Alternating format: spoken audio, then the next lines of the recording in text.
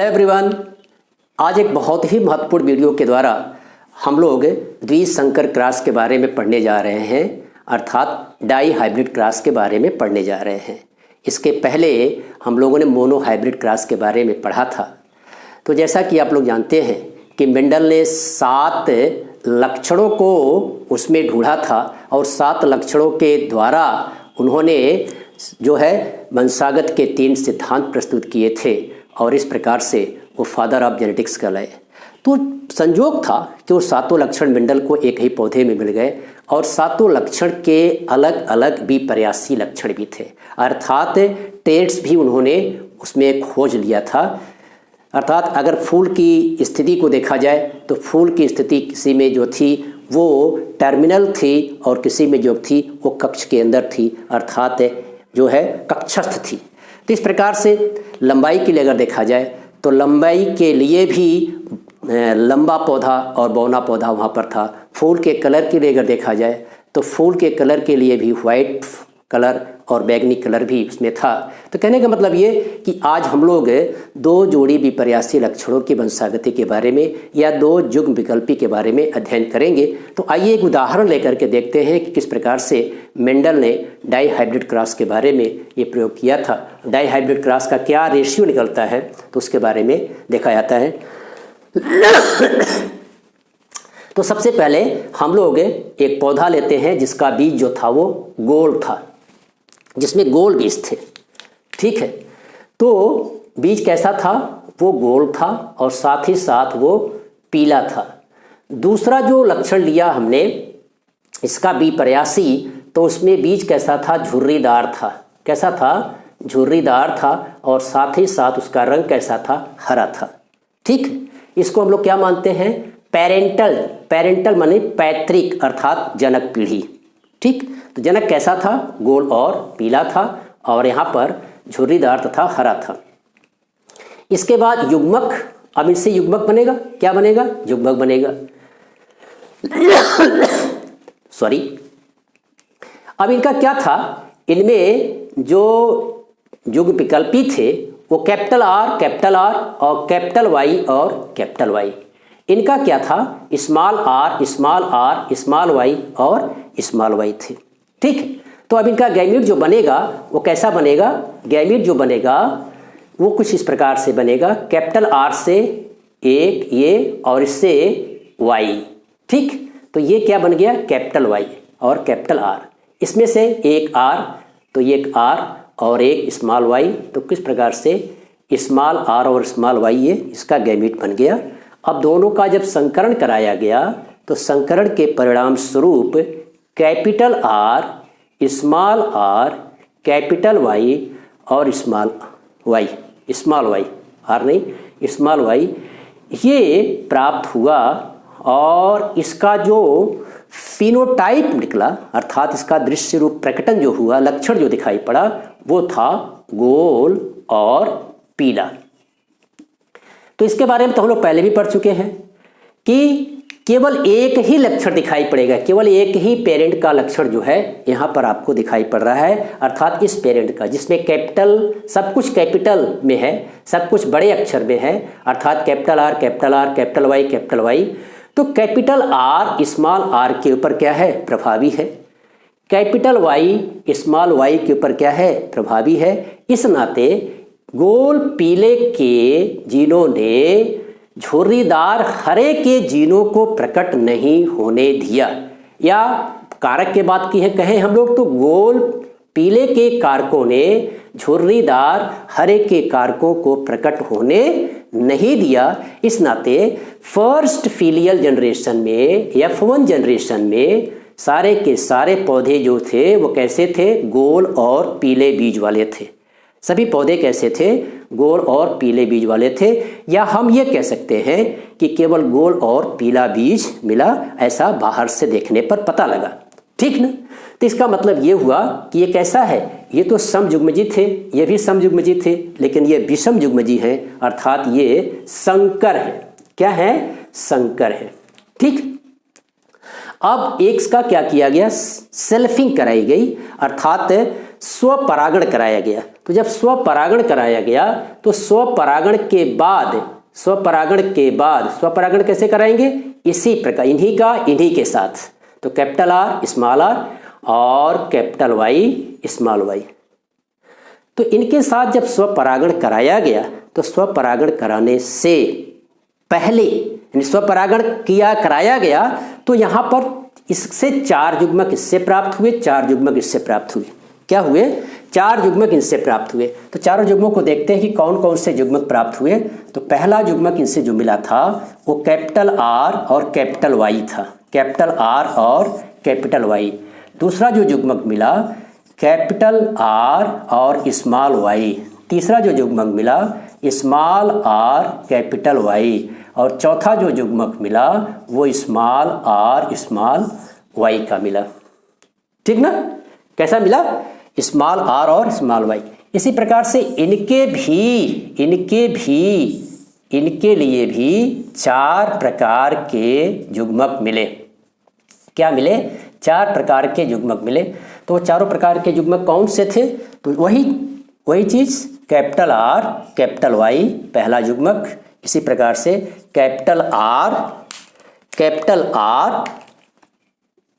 Are और small y ये दूसरा युग्मक, स्मॉल आर कैपिटल वाई तीसरा युग्मक और स्मॉल आर स्मॉल वाई ये चौथा युग्मक। ठीक बात? तो दोनों से 4 युग्मक की प्राप्ति हुई। क्या हुआ?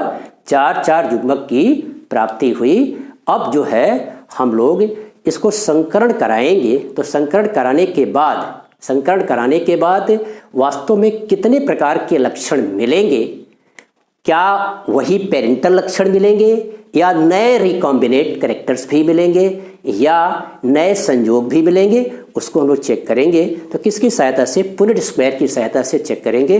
तो पहले हम पुनेट स्क्वायर बनाते हैं और पुनेट स्क्वायर बनाने के बाद तब ये पता लगेगा कि किस प्रकार से ये एक स्क्वायर है और ये इसको हम 2 भागों में बांट देते हैं, फिर इसको भी 2 भागों में बांट देते हैं, फिर इसको भी 2 भागों में बांट देते हैं। और इधर क्या लिखते हैं? इधर हम लोग जो है इसमें भी 2 भागों में बांट देते हैं और इसको भी 2 भागों में बांट देते हैं। ठीक है? तो इधर हम लोग मेल को लिखते हैं और इधर हम लोग फीमेल को लिखते हैं। तो सारे गैमेट्स इधर लिखेंगे फीमेल के और इधर सारे गैमेट्स किसके लिखेंगे? मेल के। तो किसी को भी हम मेल मान लें, किसी को हम फीमेल मान लें, लेकिन गैमेट्स तो वहीं पर हैं कि कैपिटल आर और स्मॉल है, कैपिटल आर और कैपिटल वाई, कैपिटल आर और small y, small y, small r और कैपिटल वाई, साथ ही साथ स्मॉल आर और स्मॉल वाई। ठीक ना?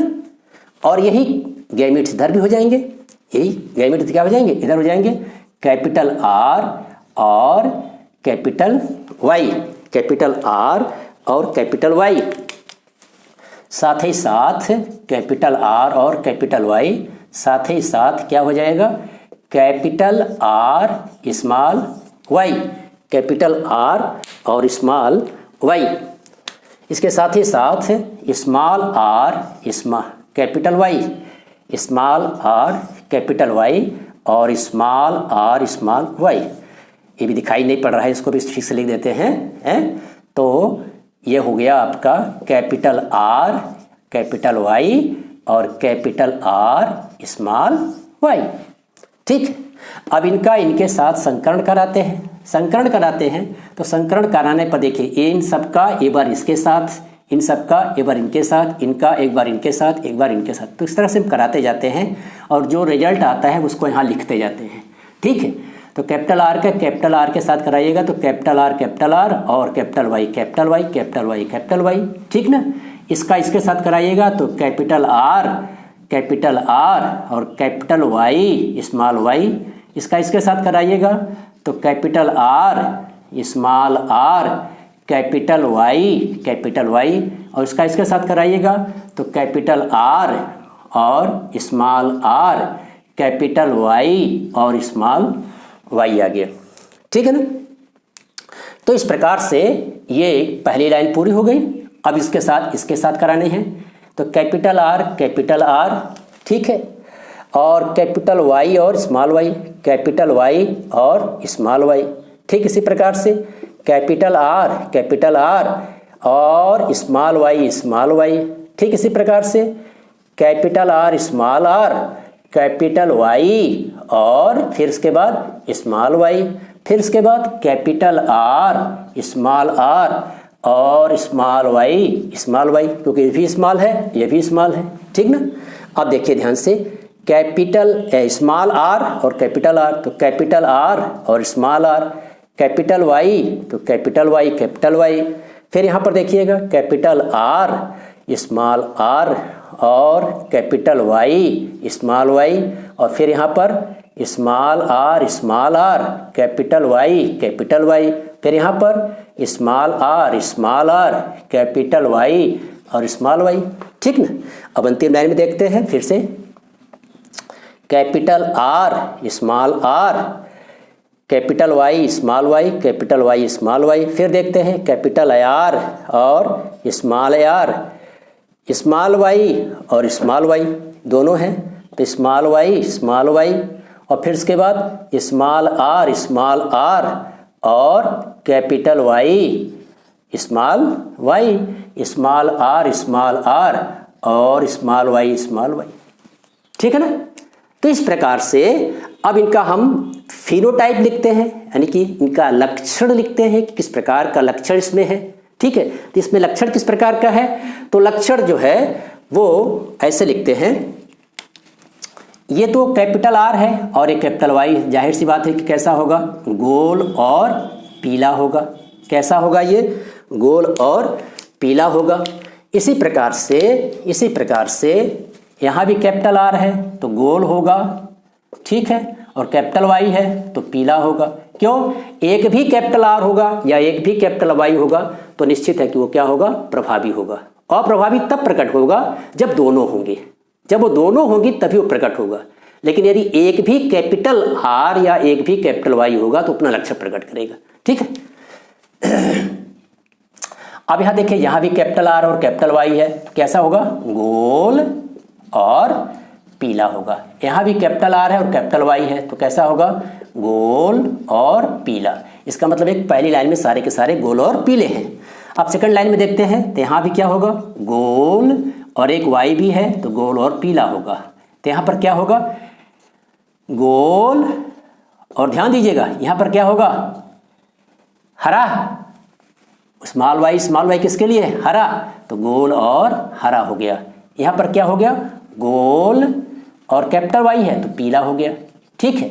यहां फिर क्या हो गया, एक आर है तो गोल और दोनों वाई है तो क्या हो जाएगा, गोल और हरा। ठीक है।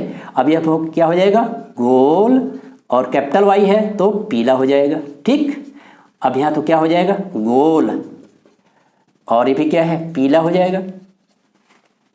यहां देखिएगा, यहां पर क्या है, यहां पर स्मॉल आर किसके लिए है, झुर्रीदार के लिए है तो झुर्रीदार लिखेंगे हम। यहाँ क्या लिखेंगे, झुर्रीदार। लेकिन कैपिटल वाई है तो पीला हो जाएगा। यहाँ भी स्मॉल आर है तो स्मॉल आर किसके लिए है, झुर्रीदार के लिए है तो झुर्रीदार लिखेंगे हम यहाँ, झुर्रीदार, और कैपिटल वाई है तो पीला हो जाएगा। ठीक है। अब इसके बाद यहाँ पर कैसा आएगा, कैपिटल आर और कैपिटल पी है तो इसका मतलब ये गोल और पीला हो जाएगा। यहाँ पर क्या है, गोल तो होगा लेकिन स्मॉल वाई किसके लिए है, हरा के लिए है तो गोल और हरा हो जाएगा। यहाँ क्या होगा, देखिए स्मॉल आर किसके लिए है, झुर्रीदार के लिए है तो झुर्रीदार लिखेंगे हम यहाँ, और कैपिटल वाई है तो पीला, और यहाँ क्या है, झुर्रीदार और हरा। ठीक। अब हमको ये देखना है कि इसमें कितने गोल पीले हैं, कितने गोल हरे हैं और कितने झुर्रीदार और पीले हैं। मतलब ये कि हमको कितने प्रकार के लक्षण दिखाई पड़े, यहाँ पर कितने प्रकार के लक्षण दिखाई पड़े उसको हमने चेक करना है। तो F2 पीढ़ी का अनुपात, यहाँ पर हम लिखेंगे F2 पीढ़ी का अनुपात। किसका लिखेंगे, F2 पीढ़ी का अनुपात। तो पहले हम गोल पीले को सेलेक्ट करते हैं और उसको गिनते हैं, गोल पीला, गोल और पीला, तो गिनते हैं 1 2 3 4 5 6 7 8 और 1 9। गोल और पीला कितने मिले हमको? 9 मिले। अब उसके बाद हम लोग गोल हरे को देखते हैं। गोल हरा क्या चीज? गोल और हरा देखते हैं। तो गोल हरा गिनते हैं, तो गोल हरा 1 और 2 और 1 3। गोल हरा हम लोगों को मिल गया 3। ठीक है। अब उसके बाद झुर्रीदार पीला देखते हैं। झुर्रीदार पीला, तो झुर्रीदार पीला हम लोगों को कितना मिला? झुर्रीदार पीला 1 2 और 3, यानी 1 2 और 3। तो झुर्रीदार पीला इसको मतलब 3 मिला। और झुर्रीदार हरा, तो झुर्रीदार हरा कितना मिला? तो इस प्रकार से F2 पीढ़ी में जब दो लक्षण एक साथ लेकर के, अर्थात द्विसंकर क्रॉस कराया गया, डाई हाइब्रिड क्रॉस कराया गया या द्विलक्षण संकरण कराया गया, तो हम लोगों को क्या मिला? 9:3:3:1 मिला। 9:3:3:1 मिला। क्या मिला? 9:3:3:1 मिला। मतलब 9 गोल पीला मिला, 3 गोल हरा मिला, 3 झुर्रीदार पीला मिला और 1 झुर्रीदार हरा मिला। तो कहने का तात्पर्य है कि यहाँ रेशियो क्या मिला? रेशियो जो है वो 9:3:3:1 का रेशियो आया। अब हम क्या करेंगे? अब हम ये देखेंगे कि गोल और पीला तो हमारा जनक था। बिल्कुल सही जवाब। गोल और पीला जो था वो हमारा जनक था। तो गोल और पीले को जो है हम मार्क करते हैं। इसी प्रकार से झुर्रीदार और हरा, तो झुर्रीदार और हरा, ये गोल और पीला हमारा जनक था। वो 9 मिला। झुर्रीदार और हरा हमारा जनक था, वो 1 मिला। लेकिन 2 संजोग तो जनक वाले मिले, ठीक ना? 2 संजोग हमारे कितने मिले? 9 और 1। ये संजोग तो हमारा जनक का था, जनक वाले मिले। लेकिन बीच में ये 2 संजोग और मिल गए। 2 संजोग यानी कि गोल और हरे और झुर्रीदार पीले। ये कहां से आ गए? जनक हमारे कैसे थे? गोल पीले थे। जनक हमारे कैसे थे? झुर्रीदार हरे थे। लेकिन बीच में ये गोल और हरे, झुर्रीदार और पीले, ये लोग कहां से आ गए? ये तो नए संजोग में आ गए, न्यू यानी कि रिकॉम्बिनेट में आ गए। कहां से आ गए? ये नई संजोग आ गई। तो नया संजोग कैसे आया? नया संजोग निश्चित रूप से वो यही कह रहा है कि नया जो संजोग आया वह युग्मकों के किसी के साथ चले जाने से। 2 नियम तो वहां पर पुष्टि हो गई थी, प्रभाविता और अप्रभाविता की और सेग्रीगेशन की। तो सेग्रीगेशन में बताया गया कि युग्मक क्या हो जाते हैं? पृथक हो जाते हैं। लेकिन पृथक होने के बाद क्या करते हैं? पृथक होने के बाद they are independent to assort to anybody. मतलब वो किसी के साथ जोड़ा बन सकता है, कोई भी किसी के साथ जा सकता है। यानी वाई कैपिटल आर के साथ भी जा सकता है, वाई स्मॉल आर के भी साथ जा सकता है। ठीक है। कैपिटल आर जो है वो कैपिटल वाई के साथ भी जा सकता है और स्मॉल वाई के साथ भी जा सकता है। मतलब यही है कि किस प्रकार से जो है वो युग्मक जब बनते हैं और उसके बाद भी क्या हो जाते हैं? इंडिपेंडेंटली असर्ट करते हैं। इंडिपेंडेंटली मतलब स्वतंत्र रूप से, यानी एक लक्षण का प्रभावीकरण या एक लक्षण का प्रकटन दूसरे लक्षण के प्रकटन पर आश्रित नहीं होता है। एक लक्षण अपने आप को स्वतंत्र रखता है दूसरे लक्षण से।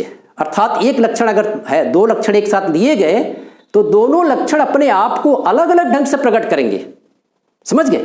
एक लक्षण का प्रकटन दूसरे लक्षण के प्रकटन के प्रभावित नहीं करता है, मतलब उससे प्रभावित नहीं होता है, न प्रभावित करता है और न उससे प्रभावित होता है। अर्थात यहां पर ये कैसा है? स्वतंत्र है। इसी को हम लोग कहते हैं स्वतंत्र अभिवन। और इसी से जो है मेंडल के तीसरे नियम स्वतंत्र अभिवन की पुष्टि होती है। किससे? द्विसंकर क्रॉस से। किससे पुष्टि होती है? ये उसी का रिजल्ट है, स्वतंत्र अभिवन का ही रिजल्ट है कि यहां पर 2 नए प्रकार के दो नए संयोजन जो हमको आपको मिल गए, वो दो नए संयोजन किसके नाते मिले? स्वतंत्र अव्यूहन के नाते मिले कि कोई किसी के साथ भी जाने के लिए क्या है? स्वतंत्र है। कोई किसी के साथ मीटिंग के लिए स्वतंत्र है, कोई किसी के साथ रहने के लिए स्वतंत्र है। तो इस प्रकार से ये जो चार जोड़ी आए यहाँ पर देखे, जो ये भी जो युग्मक बने वह इसी कारण बने। इस प्रकार से इसके द्विसंकर क्रॉस के द्वारा मेंडल के जो है वो तीसरे नियम स्वतंत्र अव्यूहन की जो है वहाँ पुष्टि होती है। अर्थात तीसरा नियम जो बन गया वो क्या था? मेंडल का स्वतंत्र अव्यूहन का सिद्धांत या लॉ ऑफ इंडिपेंडेंट असॉर्टमेंट। लेकिन अब जरा हम लोग फिनोटिपिक रेशियो और जीनोटिपिक रेशियो अलग अलग निकाल करके देखते हैं कि क्या जीनोटिपिक रेशियो आया और क्या उनका फिनोटिपिक रेशियो आया। तो अब हम लोग इसको यहाँ पर मिटाते हैं और मिटा करके उसको चेक करते हैं कि फिनोटिपिक रेशियो समझ में आ गया ना? ये क्लियर हो गया ना? तो ये जान लीजिए कि दृश्य रूप में 9:3:3:3:1 जो इस चेकरबोर्ड से दिखाई पड़ा, इस चेकरबोर्ड से चेक किया हम लोगों ने, चेकरबोर्ड से चेक किया और चेक करने के बाद हमको दिखाई पड़ा। तो क्या दिखाई पड़ा? देखिए फिर से देखते हैं हम लोग, देखते हैं इसको हम लोग। पहली बात, दृश्य रूप अनुपात, दृश्य रूप अनुपात। तो दृश्य रूप का अनुपात का मतलब जो लक्षण बाहर से आपको दिखाई पड़ता है वही क्या है? उसका दृश्य रूप है। तो जो आपको यहाँ पर ये चार प्रकार के दिखाई पड़े थे, चार प्रकार के, अर्थात गोल पीला दिखाई पड़ा था, ठीक है? तो कितना दिखाई पड़ा था? दृश्य रूप अनुपात क्या था? गोल पीला, गोल पीला, फिर उसके बाद गोल हरा, फिर उसके बाद झुर्रीदार, झुर्रीदार पीला, झुर्रीदार पीला, और फिर उसके बाद झुर्रीदार हरा। तो गोल पीला कितना था? गोल पीला जो था वो 9 था। गोल पीला कितना था? वो 9 था। गोल हरा कितना था? गोल हरा, तो गोल हरा जो अनुपात था वो कितना था? 3। झुर्रीदार पीला कितना था? 3। और झुर्रीदार हरा कितना था? 1। तो ये जो अनुपात कहलाया वो कैसा अनुपात कहलाया? दृश्य रूप अनुपात कहलाया। जो 9:3:3:3:1 जो आया वो क्या था? 9:3:3:1। ये क्या है? दृश्य रूप अनुपात है। यानी बाहर से हमको दिखाई पड़ा, क्या दिखाई पड़ा? कि गोल और पीला ये 9 है, गोल और हरा ये 3 है, झुर्रीदार और पीला 3 है, और झुर्रीदार और हरा ये कितने हैं? 3, 1 है। कितने हैं? 1 है। तो 9:3:3:1। अब दृश्य रूप अनुपात के बाद हम लोग अगर ज्ञात करें जीन रूप अनुपात, क्या अनुपात ज्ञात करें? जीन रूप अनुपात, जीन रूप अनुपात। तो जो जीन रूप अनुपात था, जीन रूप, तो जीन रूप अनुपात क्या था? इसको जब आप चेक करेंगे, तो इसको आप चेक करेंगे तो जीन रूप अनुपात जो मिलेगा वो इस प्रकार से मिलेगा 1:2, 1:2:4, 1:2:1, यानी कि ये अनुपात आपको मिलेगा 1:2:4:1:2:1:1:2:1। ये आपको जो है वो जीन रूप अनुपात मिलेगा या जीनोटिपिक अनुपात मिलेगा। कहने का मतलब ये था कि दृश्य रूप अनुपात और जीन रूप अनुपात में क्या है? काफ़ी कुछ भिन्नता है, काफ़ी कुछ भिन्नता। इतने सारे रूप बन गए, अर्थात आपको यहाँ पर क्या दिखाई पड़ रहा है? बहुत सारे प्रकार के, यानी एक प्रकार ये देखिए, एक प्रकार ये बन गया आपका। तो अगला प्रकार ये कि गोल और पीला, जो capital R, capital R, capital Y और स्मॉल वाई। तो ये कितने रूप में है? ये 2 रूप में है। कैपिटल आर देखिए, capital R, capital Y, small y, ठीक है। तो इस प्रकार से ये अलग अलग जो है आपको अनुपात मिले कि 1:2:2:4:1:2:1:2:1। अब इसको याद करने में तो है थोड़ी मुश्किल, तो इसको ऐसे भी याद कर सकते हैं। 12 का वो लेकर के कि 12 24 12 12 1, 12 24 12 12 1, 12 24 12 12 1 लेकर के भी आप इसको याद कर सकते हैं, ये आसानी से याद हो सकता है। ठीक है, तो इस प्रकार से हम लोग जो है वो याद कर लेते हैं कि किस प्रकार से द्विसंकर क्रॉस में ये क्या अनुपात प्राप्त हुआ, दृश्य रूप अनुपात क्या प्राप्त हुआ, जीन रूप अनुपात क्या प्राप्त हुआ। ठीक है, ये काफ़ी पुरानी विधि है, काफ़ी पुरानी विधि है। अगर हम इसको नए रूप में इसको लिखने का प्रयास करें तो याद करिए, जो F1 है, क्या कहते हैं, एक संकर क्रॉस के लिए हम लोगों ने जो अनुपात निकाला था वो क्या था, F2 पीढ़ी में 9:9, F2 पीढ़ी में 3:1 निकाला था। F2 पीढ़ी में क्या निकाला था, एक गुण संकरण के लिए क्या निकाला था, 3:1 निकाला था ना। लास्ट में क्या निकाला था, 3:1। तो 3:1 का जो है 3:1 का आप कर दीजिए, और दूसरा जो है 1:2:1। तो ये फिनोटाइपिक रेशियो था। क्या था ये, फिनोटाइप का था। किसका था ये, फिनोटाइप का था। और ये किसका था, जीनोटाइप का था। किसका था ये, जीनोटाइप। यानी फिनोटाइप अनुपात जो था, फिनोटाइप अनुपात जो था वो क्या था, 3:1 था, अर्थात 3 लंबे थे और 1 बौना था। ठीक है, लेकिन जब जीनोटाइप अनुपात निकाला गया था वहाँ पर, तो वहाँ क्या निकला था, 1 शुद्ध लंबा था, 2 संकर लंबा था और 1 क्या था, बौना था। तो अगर हम इसको ये निकालना चाहें कि द्विसंकर क्रॉस या त्रिसंकर क्रॉस में क्या रेशियो होगा, तो उसके लिए एक टेक्निक है। वो टेक्निक काम करती है वो इस रूप पर कि फिनोटाइपिक रेशियो निकालने के लिए 3:1 का आप क्या करिए, पावर लगा दीजिए, n पावर।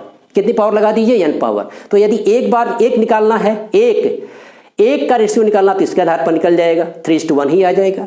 अगर 2 लक्षण लेकर के चल रहे हैं तो 2 पावर लगा दीजिए। अगर 3 लक्षण लेकर के चल रहे हैं तो 3 पावर लगा दीजिए। तो हमने यहाँ पर क्या लिया है, 2 लक्षण लेकर के चल रहे हैं तो 2 का पावर लगा दीजिए यहाँ पर। ठीक है, तो 2 का पावर लगाएंगे तो क्या हो जाएगा, 2 का पावर लगाएंगे तो 3:1 × 3:1, तो क्या आएगा आपका 9:3:3:1 आएगा।